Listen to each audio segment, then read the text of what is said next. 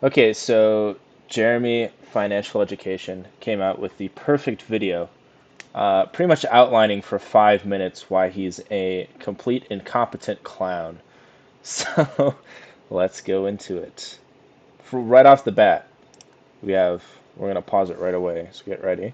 Warren Buffett has one of the best sayings on margin you'll ever hear. If you're dumb, you have no place using it. If you're smart, you don't need it.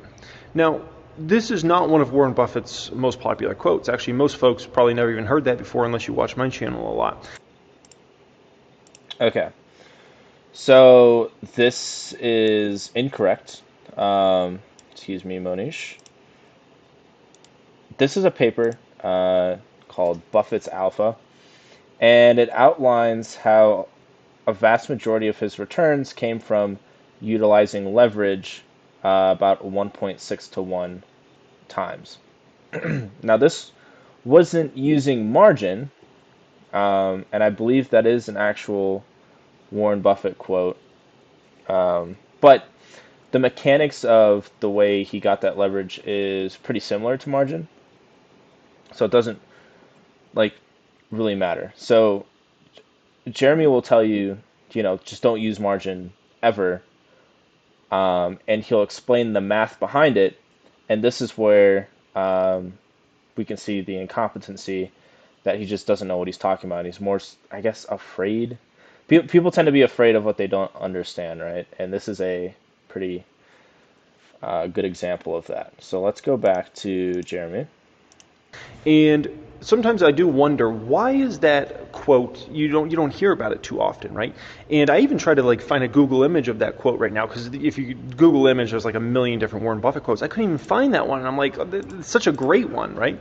And then I remember how stock brokerages actually love it if you start a margin account in your portfolio. You know why? Because they're going to make a bunch of margin interest off you. Also, if you're Okay, so this is also not true. If you have portfolio margin, so caveat, you'd have to have at least 100K. But if you have portfolio margin, you can actually take let's say if you're using margin responsibly, which we're going to explain how to do that, you can take your margin interest, move it off the exchange, and bring it to the open market via a uh, European option box spread, right? And that can get you even a slightly lower rate than what the brokerage would offer, and you can lock in that rate for like a few years at a time if you wanted to. You can choose the expiration of that box spread. So yeah, brokerages make money off of margin for sure. I mean, you can move it off of the brokerage, and we'll go into how you can create a model using margin interest built in if you'd want to use it responsibly. But the next part we'll get into is he, and to be fair to Jeremy, not a lot of people understand this either. But this is definitely not the way to use margin, so I can understand why he's afraid of it. But it just kind of again shows you're going to incompetency. start a margin account, you're much more likely to do a lot more trading activity, which they have a million different ways they can make money every time you buy or sell a stock, essentially. And so that could be potentially why that's not talked about as much out there. But I think it's very important that everybody understands Warren Buffett's stance when it comes to margin, right? There's only one reason why doing it, I need to get good.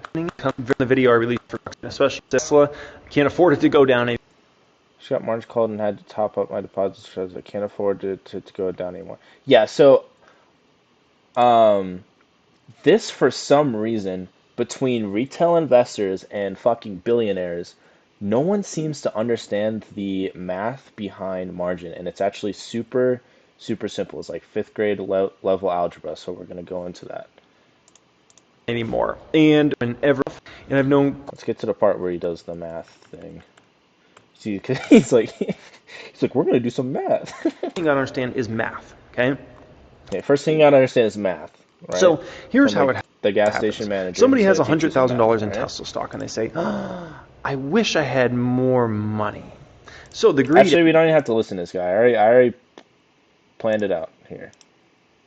Right here. Okay, this is the example he used. Well, hold on. Let Oh, hey, mate, Kevin. How's it going? All right, boom. Okay, so you have 100,000 and you borrow 50K, so your total equity position is 150,000 into one stock like Tesla. At this point, you are 1.33x leveraged in this position. Stock goes down 50K. The total position goes down 50%, but the amount of margin that you owe stays constant. Because of this, it's a dynamic ratio, right? So it's 1.33, and then it goes to 2. The problem with now, he also mentions you'd get margin called. Um, it depends on what type of margin account you have. If it's portfolio margin, no, you would not be margin called. If it's Reg T margin, yes, you would get margin called at this point. But the the thing here is that he leaves out is this ratio. So that goes from 1.3 to 2. And we can use a formula called the Kelly criterion. And instead of making it apply for betting, we can make it apply for stock movements by using expected return and standard deviation. Okay, so let's show how to do that real quick. And then we'll explain why this is not the correct way to use margin, right? Let's go here. So I know there's a lot of stuff on the screen, but just focus on this highlighted blue area. The rest are just kind of random notes and squibbles. Okay, so let's say you had an asset that returns 15%, so 0.15, 15%, and it has a standard deviation or volatility of 20%. That means that 68% of the time it's going to go up or down around 20% roughly is kind of what that means, right? According to uh, this math formula, which is, I didn't set it up for this video, but you can actually prove, not mathematically, but visually in Portfolio Visualizer, sorry, that this equation is actually correct if you have the correct inputs. Here, you're supposed to subtract the return by the risk-free rate, which gives you like a Sharpe ratio, but I didn't do that here. The number doesn't really matter too much in this case. But if you have an asset that returns 15% with 20% fall, you should 3.75x leverage that position. So for every $100 you have, you should borrow 275, assuming that return and volatility is not constant, but between when you start the investment and when you end it, if that ends up being the return and vol, this 3.75x is the most optimal amount of leverage you could have used. Again, it's going to be a little off, risk-free rate, Sharpe ratios, whatever. Don't worry about that right now. But that's going to be the most efficient way for you to grow your capital given that opportunity. Now, the thing is, the Kelly criterion assumes, or a part of the Kelly criterion that you'd have to follow, is that that 3.75x leverage has to stay constant. Okay? So when we're looking at a portfolio, remember, that's something else. As the prices move, our leverage ratio is changing.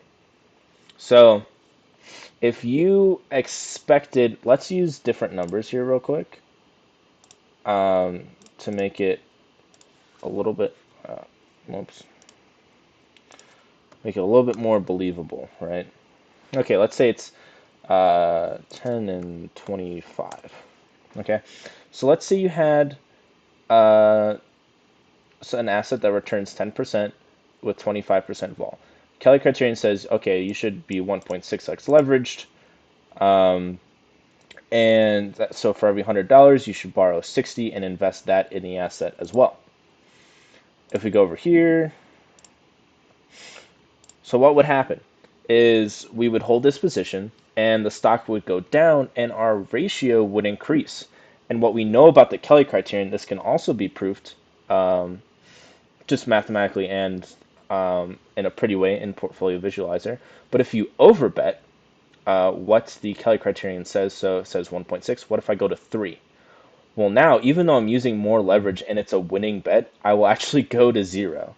I will actually lose all my money. So this is how a lot of retail, especially Wall Street bets, because what they do is they'll buy out of the money options, which and they'll spend a lot of money on it, and that gives them such a high amount of leverage.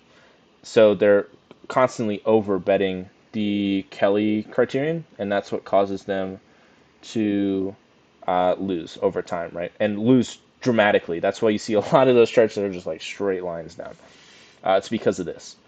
So you can use margin, but you're going to have to come up with some way to model out what your expected return and volatility will be over the entire time you hold that asset. Not easy to do, but you can make general assumptions and make sure you're not doing anything crazy. What happens is as the asset goes down, what you should be doing is selling it to bring that ratio back in check. So Kelly criterion says 1.6. You need to bring that ratio back in line, or else it's going to go to 2x, to 3x, to 4x leverage, to 5x leverage. Before you know it, your margin called. But the position you held didn't make any mathematical sense well beyond, or sorry, well before you were actually margin called. The position didn't make mathematical sense anymore.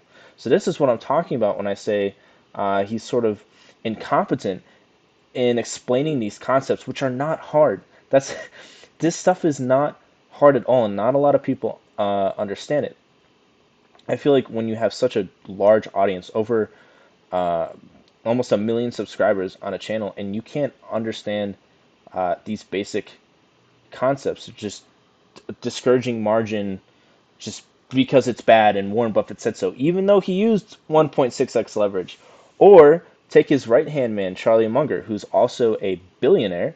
Back in, I believe, the 1970s, he used a bunch of margin, borrowed a bunch of debt for a single merger arbitrage play. So it's a tool that can be used, but it has to be used responsibly. And I think I don't like this stuff didn't take me terribly long to figure out. I don't know the way he researched things, but it just seems like he's completely scared of it and doesn't understand it and just kind of marks it off as a silly thing, which it's not. It's a great tool that you can use.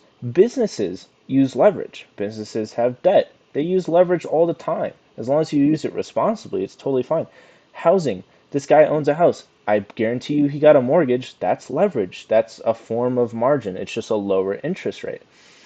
The housing prices are less volatile, right? So when you input housing price fluctuations into the Kelly criterion model, it'll say, hey, yeah, you can use a lot of leverage on this asset. It's okay because it's not very volatile and the return is smaller, right? So it's going to spit out a big, yeah, go 6x leverage. And it just so happens that, like, if you look over long periods of time for housing, just for housing, but it turns out that, like, what I'm trying to say, the return and vol end up being what they'll allow you to get on a mortgage, what they'll allow you to leverage up, because usually you have to put up like 20%, right? So that goes in line with like how prices and how have risen and how volatile they've been. It actually goes in line with the Kelly criterion, which is kind of interesting. So they don't really allow you to overbet that. So I know this guy has a mortgage. It's just like margin. It's just a lower interest rate. It's very similar. Just discounting it as just something you don't use is kind of silly to me. It's definitely a useful tool. Let's see if I had anything else I wanted to say. Yep, talked about Charlie Munger. Enters, right? And they open a margin is they start margining out more and more. And they get themselves. Yeah, so he goes on to say that, like, in this scenario, people will for some reason borrow more money. Obviously, that's wrong. You know that now. You know that if your assumptions of expected return and volatility stay the same as the asset goes down, which it might not, but it should, right? Then you should sell as it goes down, not because you're selling at a loss, but because mathematically you have to keep your leverage ratio in check, or you're breaking the rules of this Kelly criterion, which we know and we can prove that if you overbet that number, then you're turning a winning game into a losing game. That's that's all it is. It's super simple. Jeremy is an incompetent clown because he doesn't talk. I just clicked through this video. He doesn't talk about this at all. And look, he's even got the little grift on the corner for his Tesla Squad Discord. I'm trying to like. I'm just gonna rant for a little bit. I am trying to get his attention uh, in like the most obnoxious way possible. I'll type in his comments, "Hey man, I'm gonna pay $19 for your Discord, and I'm just gonna release the information to everyone." Or nah, something like just trying to poke at him, man, because he doesn't respond to anyone. That's crazy. He just doesn't respond. He's got a good thing going. He doesn't want to fuck it up. I get it, but in my opinion, again, word of the day: incompetent. Right? I think that's all I got. Well, I'll go into. I'd like to prepare a more fancy edited video on proofing stuff in Portfolio Visualizer for this because I think it's really interesting when you get the right numbers, how it works perfectly to a T. Like if I do my math correctly and account for everything, the risk-free rate and the interest rates of the margin, then I get the perfect Kelly number and I'll put that leverage in Portfolio Visualizer. I will get the highest possible return on that asset over some given amount of time. I will get the highest return. If I slightly go over, then it starts going worse and worse and worse until you hit some like huge drawdown and it wipes you out, right? But I'm able to find that perfect sweet spot using the formula. It's just a lot harder than originally it was made for like sports betting. So it's like there's a set win amount, there's a set loss amount, and there's the probability of winning, and those are the three inputs. But when you apply it to stocks, indexes, whatever, you have to account for a few other things like the risk-free rate is going to affect your return and the margin. So one side of it is going to get one return and the other side of it is going to get a less return because you have to pay margin interest and you have to kind of combine those two into one number. And it's a little bit more complicated, but I'd like to do a more fancy video on that if you guys are interested. I think it's really interesting. What else?